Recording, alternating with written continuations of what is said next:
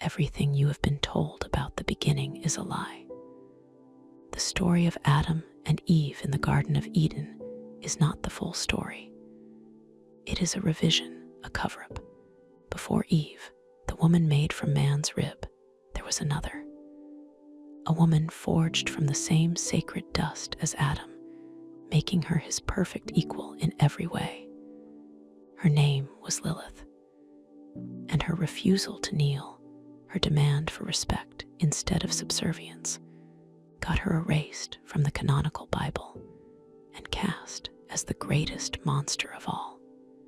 This is not the story of a forbidden fruit. This is the story of a forbidden woman, the queen of hell, the mother of all demons. In the first light of a world yet to know time, a figure rose from the damp, rich earth. He was not born, but sculpted, a masterpiece of divine intention. Particles of clay, each an ancient speck of potential, clung together to form limbs of elegant strength, a torso that housed a heart yet to beat, and a head that would soon hold the first human thoughts. A breath, warm and generative, swept across the silent form, and life ignited within it. His eyes, the color of the new-forged soil, blinked open, reflecting the impossible green of his surroundings. This was Adam, the first man, and his kingdom was Eden. The garden was a symphony of perfection, a living tapestry woven with threads of light, water, and life. The rivers did not just flow, they sang, their currents murmuring over beds of gold and onyx. The trees were not mere wood, they were pillars of life itself, their branches laden with fruits that pulsed with an inner luminescence, glowing like celestial jewels. The air was thick with the scent of blossoms that would never fade and the hum of a world in perfect, harmonious balance. Adam walked through this paradise, a solitary monarch in a world of pairs. He saw the lions with their leonine mates, their golden manes brilliant against the emerald grass. He watched as birds with feathers of impossible vibrancy built nests together, a partnership of instinct and purpose. Every creature, from the mightiest beast to the smallest insect, had its counterpart, its other half in the grand cosmic dance. He was the only one who walked alone. A silence grew around him that no birdsong could penetrate. It was the silence of a singular existence, a deep and profound ache for connection that the beauty of the garden only served to amplify. This was not a flaw in Adam. It was a flaw in his paradise. He was a voice without an echo, a thought without a sounding board. His dominion felt empty, his kingship a hollow title. And so, witnessing his deep, unspoken sorrow, the Creator acted once more. Not from Adam's sleeping form, not from a piece of his own body, but from the very same hallowed earth that had birthed the first man. A second figure was sculpted, a parallel act of creation. The same divine breath filled her lungs, the same spark of life ignited her soul. She was Lilith. When she rose from the clay, she stood with a strength that mirrored Adam's own. Her hair was a cascade of midnight, blacker than any shadow in the garden. Her eyes held not just the light of a new soul, but a fierce, ancient fire, a spark of untamable will. She was not his subordinate, she was his equal, forged in the same creative fire, a mirror to his soul. When Adam saw her, a sense of awe washed over him, a feeling far deeper than simple companionship. It was recognition. He saw himself in her, yet she was wonderfully, thrillingly different. She was the other half of the equation of humanity. They stood facing each other, two pillars of a new world, their shared divinity a palpable energy between them. The loneliness that had clung to Adam like a shroud evaporated in the heat of her presence. Their first days in Eden were a blur of shared wonder. They ran together through fields of flowers that bloomed in a perpetual spring, their combined laughter the first truly joyful human sound to grace creation. They explored the far reaches of the garden, their minds and spirits intertwined. Together, they named the animals, a task that became a dance of perspectives. Adam saw the world in terms of order, structure, and hierarchy. He named the strong, the dominant, the loud. Lilith saw the world as a web of connections, a chaotic and beautiful interplay of energies. She named the graceful, the subtle, the silent. Her insights complemented his, her intuition a perfect balance to his logic. Their minds were two halves of a single, brilliant whole. They would spend long, timeless afternoons beneath the boughs of the tree of life, debating the nature of their existence. Adam spoke of the grand design, the clear purpose he saw in the structure of the world. Lilith spoke of the untamed energy that pulsed beneath the garden's serene surface. The wildness that she felt was the true engine of creation. For a long while, their differences were a source of delight, a constant discovery of new ways to perceive their reality. They were two poles of a single world, and in their opposition, they found a perfect, dynamic balance. But Eden's perfection was fragile, and the seeds of its destruction were sown in the very equality of its first inhabitants. Adam, having been created first, having experienced solitude and dominion before her arrival, carried within him an unspoken assumption of primacy. It was a subtle poison that began to seep into his thoughts and actions. He began to see his ordered worldview not as a preference, but as the truth. He started to believe that for their partnership to function, it needed a leader, a final authority. And in his mind, that authority was naturally his. The shift was almost imperceptible at first. A shared exploration would become a journey he directed. A joint decision would become a proclamation he made. He began to speak for her, to assume her agreement. When she would offer a name for a creature that contradicted his own sense of its nature, he would gently but firmly correct her, imposing his label over hers. A subtle tension entered their interactions, a quiet but persistent power struggle that Lilith felt as a growing chill in the warm air of the garden. She confronted him, her voice a mixture of confusion and hurt. Adam, why do you seek to place your will above mine? We were made from the same earth, animated by the same breath.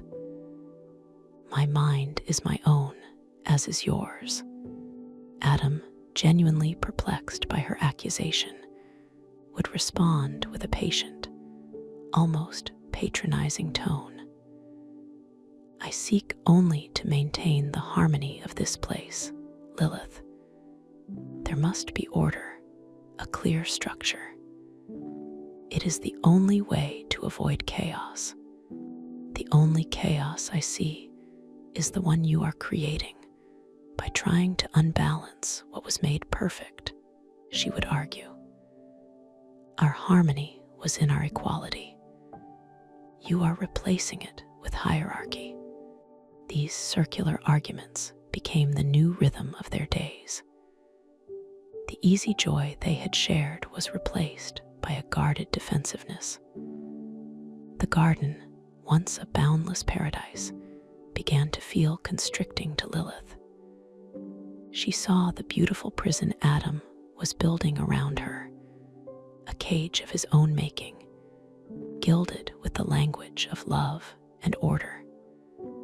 To Adam, her resistance was a perplexing flaw, a stubborn streak that marred her perfection.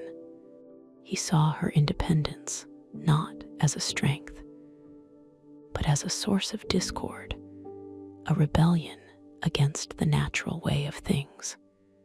The final, irreparable schism came during a moment of intimacy. As they lay together, Adam, in a move that was both physical and deeply symbolic, demanded that she lie beneath him.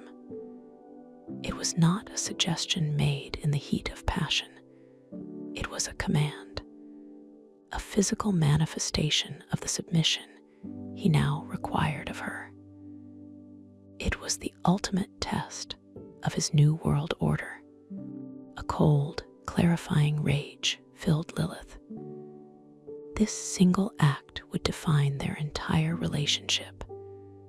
To acquiesce would be to accept her own subjugation, to surrender the very essence of her being. She looked into the eyes of the man she had loved, the man who was her other half, and saw not a partner, but a master. The fire in her soul, the spark of untamable will she was born with, roared to life. No, she said. The word was a stone dropped into the placid pool of Eden, its ripples destined to become a tidal wave. Adam recoiled, his face a mask of stunned disbelief. What did you say? I said no, she repeated, her voice now as hard as diamond. I will not lie beneath you. I will lie beside you as your equal. We were both created from the dust of the earth. In what way is your dust more sacred than mine? Why should I be forced to lie in the dirt while you reach for the sky? Because it is the proper way. Adam insisted, his frustration boiling over into anger. I am the man. You are the woman. I was here first. There is an order to these things. The only order I recognize is the one of our creation. She thundered back, her voice echoing through the silent, listening trees. We were made as partners. You are the one who is trying to destroy that order. You don't want a wife, Adam. You want a slave. The argument that ensued was a cataclysm that tore the harmony of the garden to shreds. Their words became jagged stones they hurled at each other. The love that had been the foundation of their world crumbled into dust. Adam, blinded by his own sense of righteousness, saw her defiance as a form of madness, a corruption of her spirit. Lilith, wounded to the core by his betrayal of their equality, saw him as a tyrant. In his fury, Adam turned his face to the heavens and shouted for divine intervention. He pleaded his case to the unseen creator, painting Lilith as a disobedient rebel who threatened the very fabric of his perfect world. He did not ask for reconciliation, he asked for enforcement. The answer was immediate and terrifying. The air itself seemed to thin and shimmer, and three beings of pure light and fire descended upon the garden. They were the angels Sanvi, Sansenvi, and Semengoloff, celestial arbiters sent to quell the discord. They ignored Adam, turning their combined, overwhelming presence upon Lilith. Their voices were not sound, but a force that pressed upon her mind, a unified and absolute command. Woman, you are to submit to your husband. Cease this rebellion and return to your ordained place. Obey his will, and the harmony of this paradise will be preserved. If you refuse, you will forfeit your right to exist in this holy place forever. Lilith stood before this celestial court, a lone figure of defiance. She felt their immense power, a pressure that sought to crush her will, to grind her spirit into dust. But the fire within her, the core of her identity, would not be extinguished. She met their gaze, her own eyes blazing. Who ordained this new order? She demanded, her voice ringing with a clarity that defied their power. Was it the same Creator who fashioned us as equals? Did the divine plan change so quickly?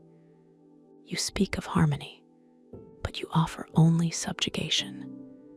You preach of order, but you demand my enslavement. My place is beside him, not beneath his feet. If that truth is not welcome here, then this is no paradise. A deep, profound grief washed over her, a sorrow for the love that had been so twisted and lost. She glanced at Adam, who stood silently by, allowing these fearsome beings to fight his battle for him. She saw the unshakable certainty in his eyes and knew, with a final, heartbreaking clarity, that he would never change. He was incapable of seeing her as his equal. To stay would mean the slow, agonizing death of her soul. She knew what she had to do. She possessed a secret, a word of ultimate power known only to her and Adam, the true, unspoken name of God. To utter it was an act of supreme blasphemy, a severing of all ties, a shattering of the sacred order. It was her only way out. With tears of rage and sorrow carving paths down her dusty cheeks, she looked one last time at the angels, at Adam, at the beautiful prison of Eden. Then she opened her mouth and spoke the ineffable name. The very fabric of reality screamed. The word ripped through the air, and a vortex of light and shadow erupted around her. The angels staggered back, their divine light flickering in the face of such a sacred violation. Adam cried out her name, his voice a raw sound of shock and a dawning, unimaginable regret. But it was too late. The power of the name lifted her from the ground. She was flung upwards, not by any external force, but by the sheer power of her own defiant will. The wind caught her midnight hair as she ascended past the treetops, her paradise shrinking below her. Her last glimpse of Eden was of Adam, a tiny, solitary figure, his hand outstretched in a futile gesture. He had his order, he had his victory, and he was once again, and for all time, completely alone. Lilith's expulsion from Eden was a violent tearing from the fabric of existence. She was not guided to a new place. She was hurled into the raw, chaotic void outside of creation's ordered garden. The gentle, perfumed air was ripped away, replaced replaced by a harsh, desiccating wind that carried the taste of salt and endings. She landed not on soft, forgiving moss, but on sharp, volcanic rock that tore at her skin. A brutal baptism into her new reality. She found herself on the desolate shores of the Red Sea, a place that was the antithesis of the garden in every conceivable way. World here was stark and unforgiving. The sea was a churning cauldron of black water, its waves beating against the shore with a relentless, grinding roar. The land was a wasteland of sand and shattered rock, where only the most twisted and thorny plants could survive. The sun was not a gentle, life-giving orb, but a merciless, white-hot eye that baked the ground and bleached the very color from the sky. The night brought no relief, only a profound, freezing darkness filled with the hungry cries of scavengers. For an age, Lilith was consumed by grief. The shock of her banishment, the profound loss of her home, her love, her very identity, left her a hollowed-out shell. She would lie on the jagged rocks, her body a canvas of wounds, and weep until she had no tears left. She wept for the Adam of the first days, the partner who had seen her as his equal before the poison of dominance had corrupted him. She wept for the beauty of a world that was now lost to her forever. She learned the pangs of hunger, a sensation previously unknown in the ever-bountiful garden. She learned fear, a cold, coiling serpent in her gut that tightened with every rustle in the shadows. Back in Eden, a different kind of desolation reigned. Adam wandered the pristine, silent paths, but the garden's beauty was now a torment, a constant, vivid reminder of his loss. Lilith's absence was a physical presence, a void that sucked the color and life from his world. The fruits of the tree of life were tasteless, the songs of the birds a meaningless chatter. His victory had brought him solitude, a kingdom of one in which he was both monarch and prisoner.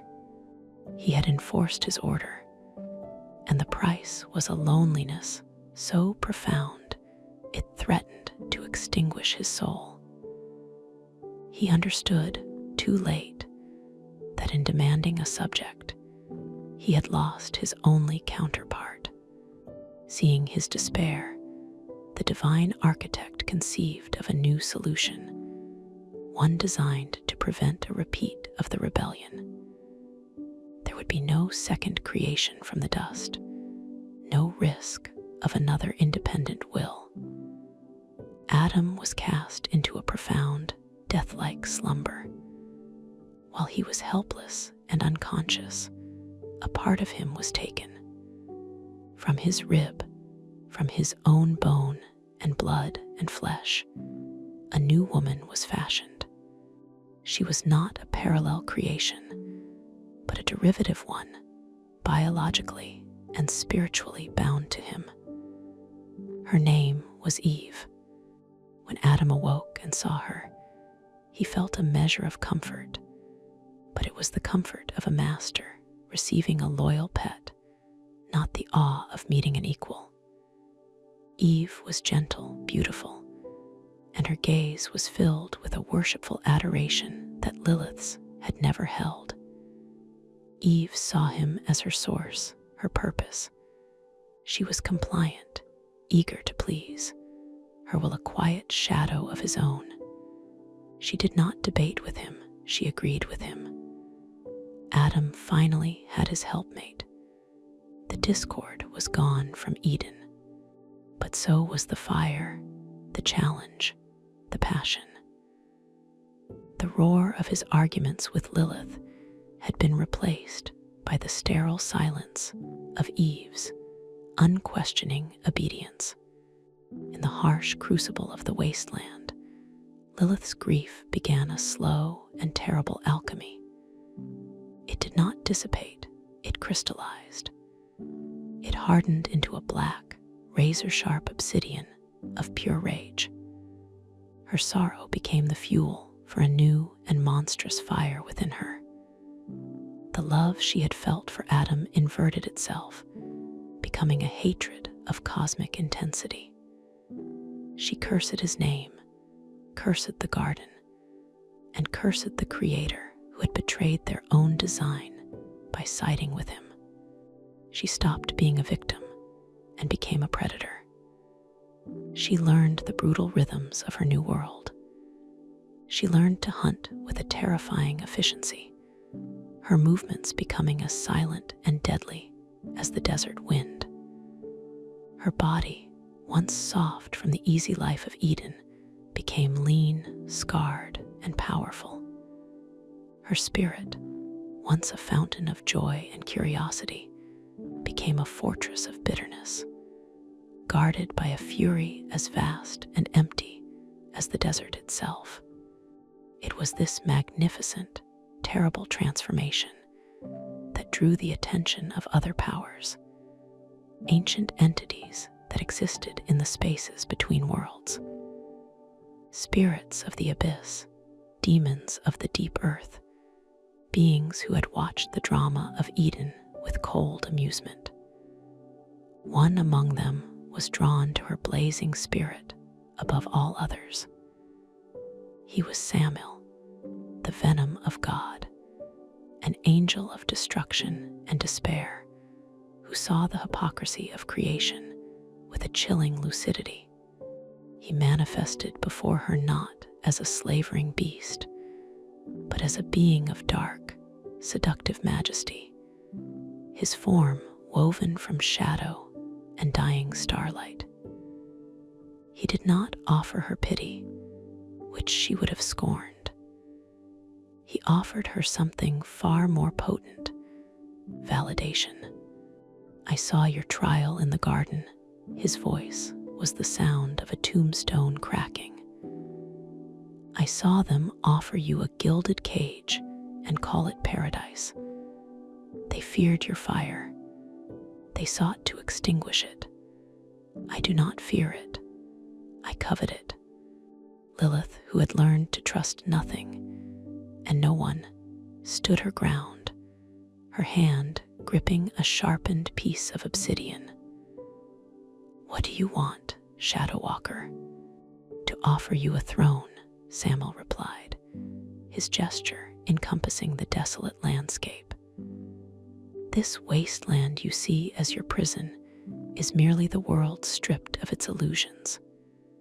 Here, there is no lie of divine love, only the hard truth of power. You have a power that makes gods tremble.